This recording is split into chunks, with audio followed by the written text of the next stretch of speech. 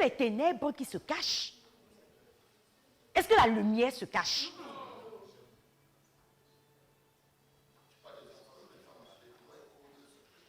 Ça, c'est un autre débat que tu vas apporter là. C'est un autre débat que tu vas dire les femmes mariées.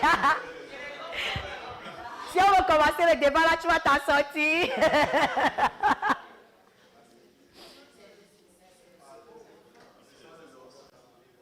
Non, mais de grâce, nous pouvons blaguer un peu avec ces choses, mais c'est trop important, je vous assure.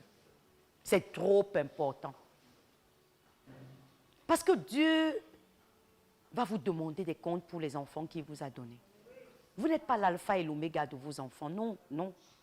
Dieu va vous demander des comptes pour les enfants qu'il va... Parce que le Seigneur donne une instruction claire. Il dit, parents, instruis l'enfant selon la voie qu'il doit suivre. Et quand il sera grand, il ne va pas s'en détourner. Le Seigneur donnait l'instruction dans Deutéronome. Garde ces lois, enseigne-les à tes enfants et aux enfants de tes enfants. Nous ne sommes pas les propriétaires de nos enfants, nous sommes des intendants. Ça veut dire que nous allons rendre compte à leur Créateur sur la façon dont nous les avons éduqués. Vous croyez que le fait aujourd'hui d'envoyer l'enfant à l'université catholique, d'envoyer l'enfant en Europe, c'est vraiment ça votre plus grande preuve d'amour que vous pouvez lui donner? S'il est milliardaire demain et qu'il perd son âme, et qu'un jour, toi, tu es d'un côté et lui, il est de l'autre côté, qu'est-ce que tu vas dire à cet enfant? Parce que toi, tu connais la vérité. Tu es ici. Mais tu ne fais qu'investir sur, il faut qu'il mange bien, il faut qu'il s'habille bien, il faut qu'il aille dans les meilleures écoles, il faut que tous ses besoins matériels et charnels. Qu'est-ce que tu fais du salut de son âme? La Bible dit que à quoi servirait-il à un homme de gagner le monde entier, s'il perdait son âme? Tu attends que l'enfant ait 15 ans pour que tu lui parles de Jésus. La psychologie nous dit qu'à 7 ans, la personnalité de l'enfant est déjà complètement forgée. Tu vas venir lui parler de quoi à 15? Tu vas venir lui parler de quoi quand il aura fait ses choix de vie? C'est là où tu vas lui dire que vraiment tu sais que Dieu est... Hey. Où est des gens qui se disent chrétiens? Ils sont incapables de méditer avec leurs enfants le matin. Ils sortent tous les matins, ils sont les plus grands chrétiens du monde et de l'église. C'est le dimanche souvent qu'on les traîne un peu là. Ils s'asseyent quelque part là-bas, où on leur enseigne quelque chose, où on n'a rien enseigné. On n'a même pas le temps qu'on rentre à la maison de demander que tu as appris quoi aujourd'hui. Écoutez, un tel comportement montre que vous-même, vous n'êtes pas régénéré. Vous comprenez ça? Parce que quand moi, je suis conscient que le Seigneur, Jésus, est la plus précieuse valeur que j'ai. La Bible dit que quand quelqu'un a trouvé un trésor dans un champ, il vend tout ce qu'il a pour venir acheter ce champ. Moi, je sais que Jésus est la valeur la plus précieuse que je puisse avoir sur cette terre. Alors, le meilleur amour que je peux montrer à mon enfant, c'est de lui dire, voici ce que j'ai trouvé. Dès son plus jeune âge, de lui dire, il n'y a pas de vie en dehors de ça. Vous croyez que... Éduquer, en fait, je ne sais pas. Il y a lieu de réfléchir encore à son propre salut. Il y a lieu, si tu es un parent, les parents te disent, non, ici chez moi, chacun choisit. Chacun choisit. Chacun choisit. Ce n'est qu'en concernant Dieu que chacun choisit. Si l'enfant là t'apporte 3 de moins, tu vas dire que chacun choisit. Tu vas utiliser toutes les méthodes de coercition contre lui, non? Mais c'est quand c'est Dieu, chacun choisit. Quand il sera grand, il va faire son choix.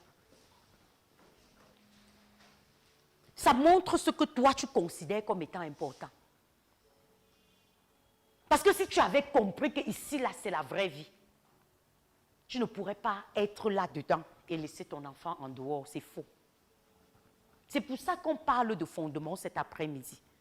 On parle de fondement. C'est quel fondement? On dit un nouveau fondement s'impose.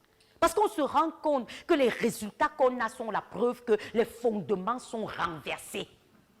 Nos résultats montrent que les fondements sont renversés. Qu'on le veuille ou non, les fondements ne sont pas bons. Et il faut y réfléchir et décider de les rebâtir.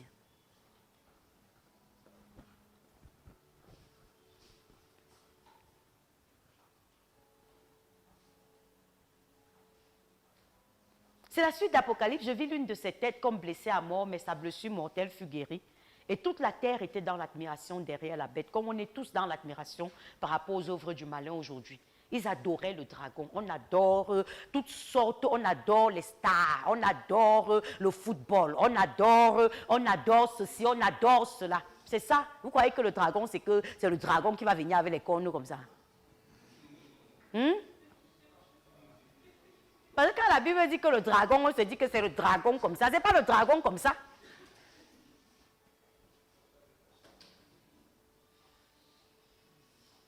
C'est le dragon de tous les attraits du monde que le diable nous présente chaque jour.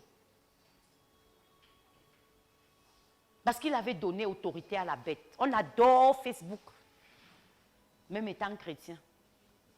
Mais toujours papa sur son téléphone. Ils adoraient la bête en disant qui est semblable à la bête et qui peut combattre contre elle. Le problème, c'est que beaucoup le font inconsciemment. Mais la vérité, c'est que la plupart sont versés dans l'adoration à la bête. Pose-toi la question, comment est-ce que tu adores le dragon? Ce n'est pas tes 2 bières chaque jour. Vous savez qu'on a un slogan au Cameroun, vraiment. Il dit que Dieu ait compassion de nos âmes, c'est grave. Il y a des gens qui ne... Le ciel peut tomber sur la terre. Il doit boire ses 2 bières.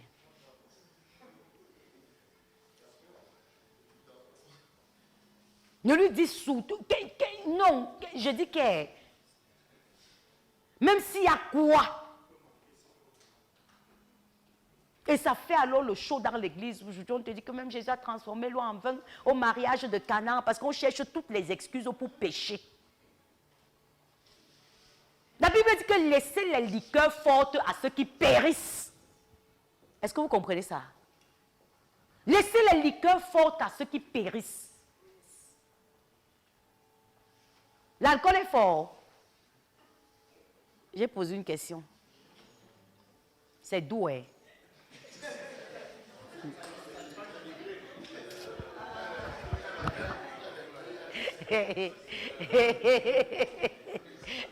Parce que si on dit que c'est fort, personne ne répond. Est-ce que c'est doux? Non, c'est doux.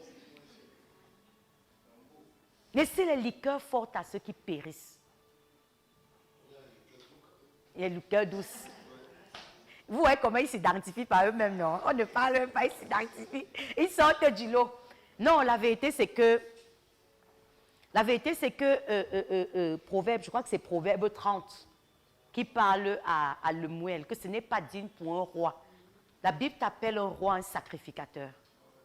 Vous comprenez ça? Que ce n'est pas digne pour un roi de boire la boisson, de boire de l'alcool. Que laisser ça à ceux qui sont égarés, qui ne savent pas où ils partent avec leur vie. Souvent, certains vont te dire, moi, il connaît ma limite et il connaît ma limite. Moi, quand il a pris mes 2 bières, là, c'est bon.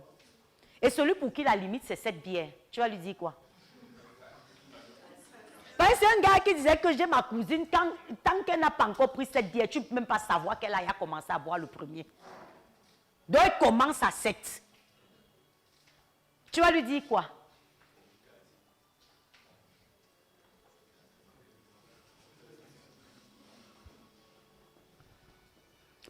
Parce qu'on peut montrer le dragon comme ça, on est sûr que, non, comme on a montré un animal bizarre avec les cornes là, que c'est vraiment ça le dragon. C'est pas ça. C'est pas ça le dragon. Le dragon là, c'est la smooth, la petite Guinness là qui est très agréable là. C'est ça le dragon.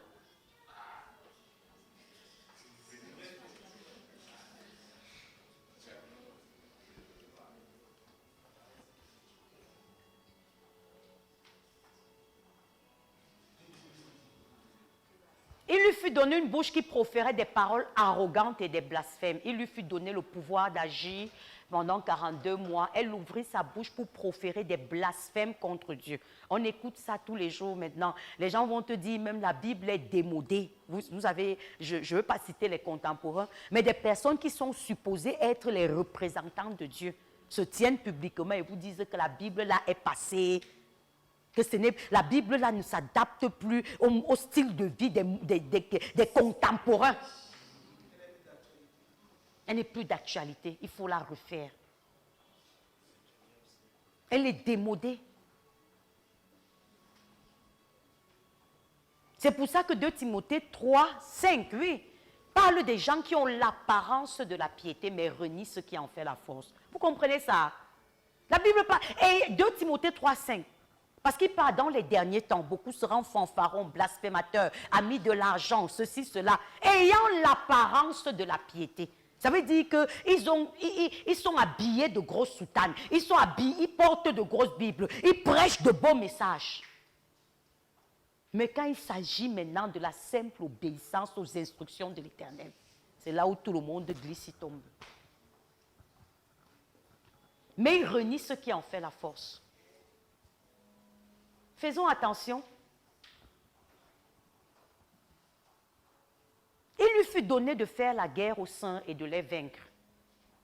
Parce que beaucoup de gens peuvent se demander en regardant ce qui se passe en Afghanistan maintenant, mais pourquoi Dieu n'intervient pas?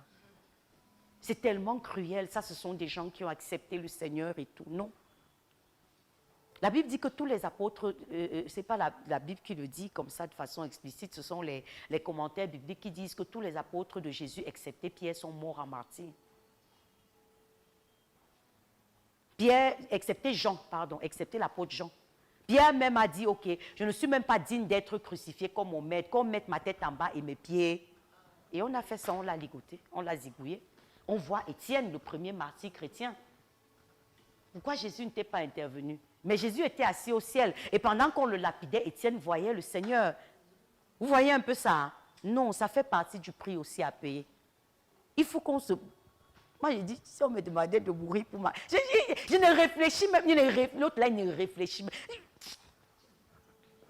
Il faut qu'on se prépare à ça. On se comprend, hein? Parce qu'on est en train d'aller vers la fin des temps. La marque de la bête est en train de venir. À un moment, on va te dire, tu ne dois plus envoyer tes enfants à l'école. Et tu vas toujours chercher le faux raisonnement pour dire que vraiment Dieu a dit qu'il faut qu'on soit sage. Puisque tu as fondé toute ta vie sur l'école, comment tu peux imaginer que ton enfant, parce qu'il ne porte pas la marque de la bête, doit rester à la maison?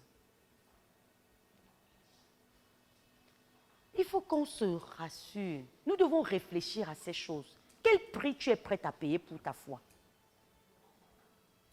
Si tu as même déjà honte de parler de Jésus à côté de toi. Ça veut dire que c'est le jour où on va dire que tu ne peux plus ni vendre ni acheter que tu vas accepter. On se comprend, hein? Parce que le Seigneur m'a demandé exprès de parler de ça. Le Seigneur dit les temps difficiles sont à la porte pour les chrétiens. Est-ce qu'ils sont préparés à ça? Est-ce qu'ils sont préparés à sacrifier un petit truc, quelque chose, pour la cause de Christ? Le diable va toujours te dire, c'est pas trop grave. Il y a une de mes petites filles là qui a raté le visa récemment. Qui a raté le visa récemment parce que elle a refusé de mentir dans l'interview. Et elle avait dit, je ne mens pas, je ne vais pas mentir. Et on lui a posé une question qui, automatiquement, soit elle faisait le choix de mentir, soit elle faisait le choix de ne pas mentir. Ça peut paraître bête, non? On lui a dit, tu as manqué de sagesse. Même le pasteur.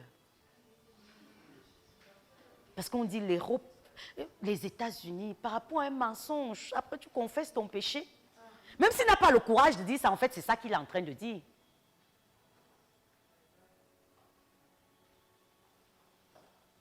Même, je suis sûre que même dans la tête de beaucoup de vous, là, c'est qu'elle était bête. Elle n'a pas bien réfléchi. Même dans la tête de beaucoup de vous, si quelqu'un était honnête, pour lever sa main et me dire que moi-même, je crois que c'est qu'elle était bête. Il faut être sage. Comment tu peux rater la possibilité de voir ta vie changer comme ça? Parce qu'on te pose une question où tu peux simplement dire que oui, alors que tu sais que ce n'est pas ça. Et après, tu pars, tu arranges avec Dieu qui est déjà mort pour ça. C'est un peu comme ça que nous vivons notre vie chrétienne aujourd'hui. On dit la vérité quand ça nous arrange. Quand ça ne nous arrange pas, on ment. Quand ça nous arrange pas, on falsifie. Quand ça nous arrange pas, on paye le concours pour nos enfants. On dit que le Cameroun, c'est comme ça. Si tu ne fais pas ça, tu vas t'en sortir comment? Quand ça ne nous arrange pas, tu tapes le bas de la boîte là bien. Avant de mesurer la marchandise. Tu fais le faux kilo. 800 grammes, tu mets 1 kilogramme. Tu dis que si tu veux, il n'y a rien dans la marchandise que tu vois y vendre. Il n'y a aucun bénéfice dedans. Si tu ne fais pas comme ça, tu ne t'en sors pas. C'est le langage des chrétiens aujourd'hui. Non, mais c'est vrai. Comme si Dieu était incapable de prendre soin de nous. C'est ça que j'ai voulu établir la base au départ, que qu'est-ce que tu crois même en quoi? Quand tu dis Jésus, Jésus, il est monté, il est descendu, tu crois que ce Jésus est capable de faire quoi pour toi? Tu crois qu'il t'appelle à quoi? Tu crois que ce Jésus est un père irresponsable? Non, de grâce. Quand tu te comportes comme ça, c'est que tu veux donner quel message? Que Jésus est irresponsable? Il appelle des gens dont il ne peut pas prendre soin? Il donne des principes sachant que tu vas mourir si tu appliques ces principes-là. Tu vas être zéro. C'est ça, non?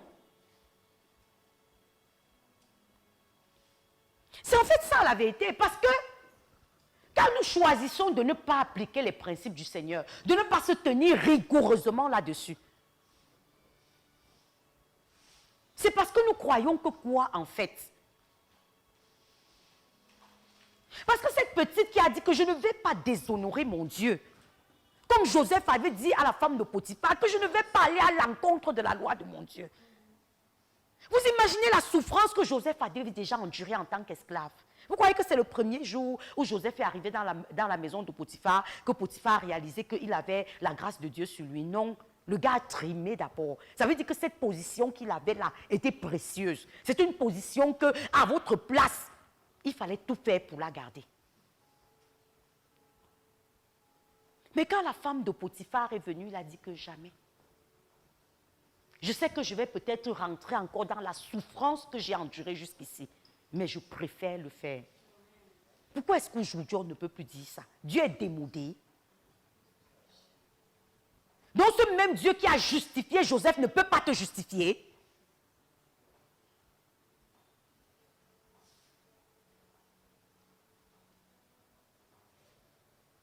Parce qu'aujourd'hui, je ne sais pas.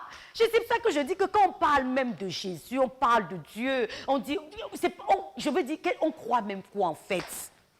Est-ce qu'on est conscient qu'il a le souci de nous? Est-ce que tu es conscient que Dieu t'aime plus que tu ne t'aimes toi-même? Est-ce que tu es conscient de ça?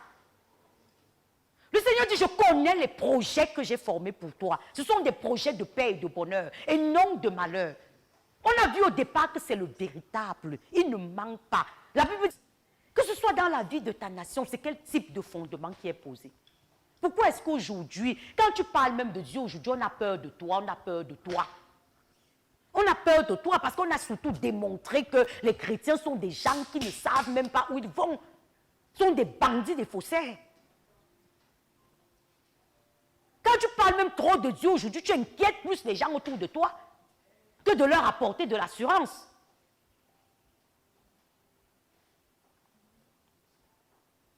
On va continuer comme ça jusqu'où? On va continuer comme ça jusqu'à quand? Il faut se poser cette question. On va continuer vraiment comme ça jusqu'à quand? Il lui fut donné autorité sur toute tribu, sur tout peuple, sur toute langue, sur toute nation. Voilà le pouvoir qui sera donné au malin à un certain moment. Il va régner Et tous les habitants de la terre l'adoreront. Ceux dont le nom n'a pas été écrit dès la fondation du monde, dans le livre de vie de l'agneau qui a été émoulé. Si quelqu'un a des oreilles, écoutez, on a mis ça en rouge. Si quelqu'un a des oreilles qui l'entendent,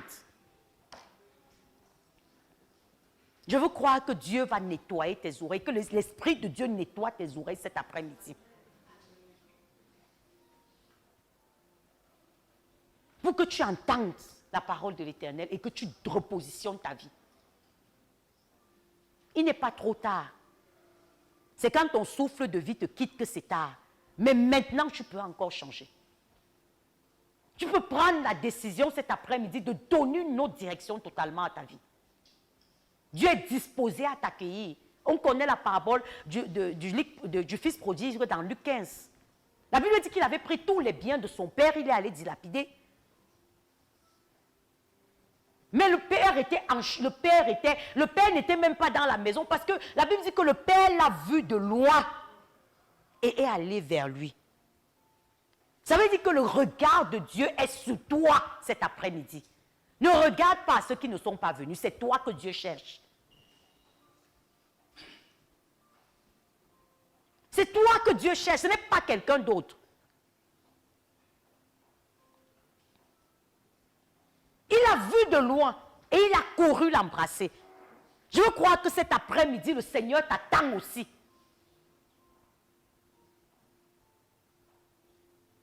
En réalité, je crois que qu'est-ce que le monde peut t'offrir? Qu'est-ce que le monde peut... Parce que souvent, je réfléchis à ça. Je vous assure, je ne peux ne pas citer et reciter Proverbe 16, 20. Parce que j'ai compris que réfléchir aux choses qui sont importantes, c'est bien. Souvent, je réfléchis, je dis en réalité, désobéir à Christ aujourd'hui peut m'apporter quoi? Qu'est-ce que le monde peut t'offrir?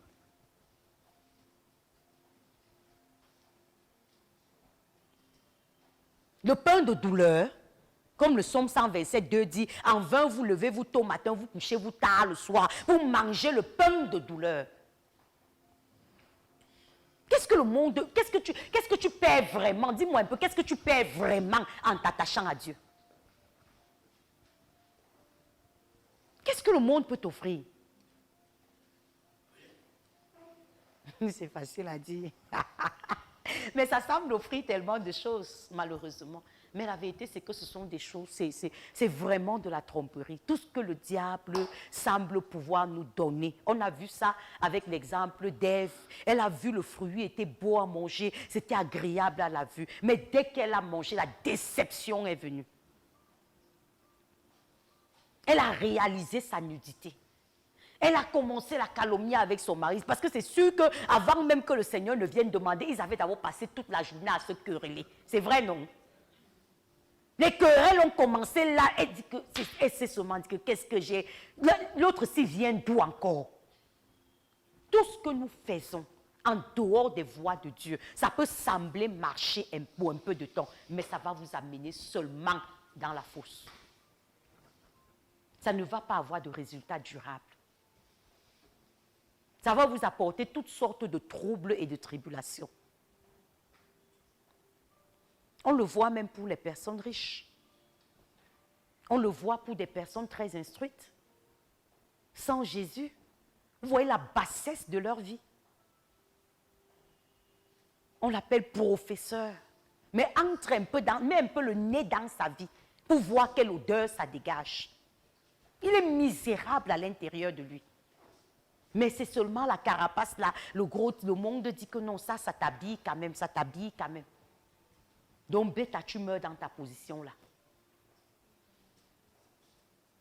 Non.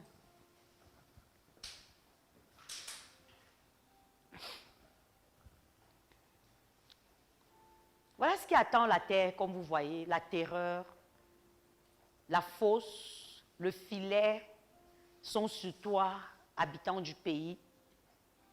Celui devant les cris, celui qui fuit devant les cris des terreurs tombe dans la fosse. Celui qui remonte de la fosse se prend au filet, car les écluses d'en haut s'ouvrent. En fait, la Bible nous dit que le ciel et la terre vont passer. Tout ce sur quoi nous avons fondé nos vies vont passer. Tout ce en quoi nous avons mis nos espoirs vont passer. On se comprend, non? Tout ça va passer. Le Seigneur le dit clairement, tout ça va passer. Donc il faut clairement que nous comprenions que nous ne pouvons pas nous appuyer sur ces choses. Tout ça va passer. Alors nous devons trouver le bon appui pour nos vies.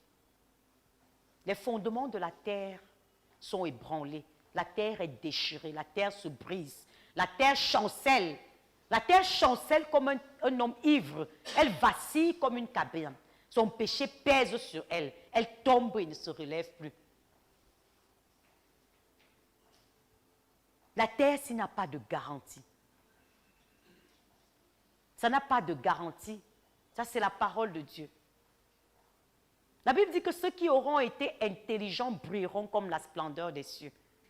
Et ceux qui auront enseigné la justice à la multitude brilleront comme des étoiles à toujours et à perpétuité. Voilà la vraie gloire.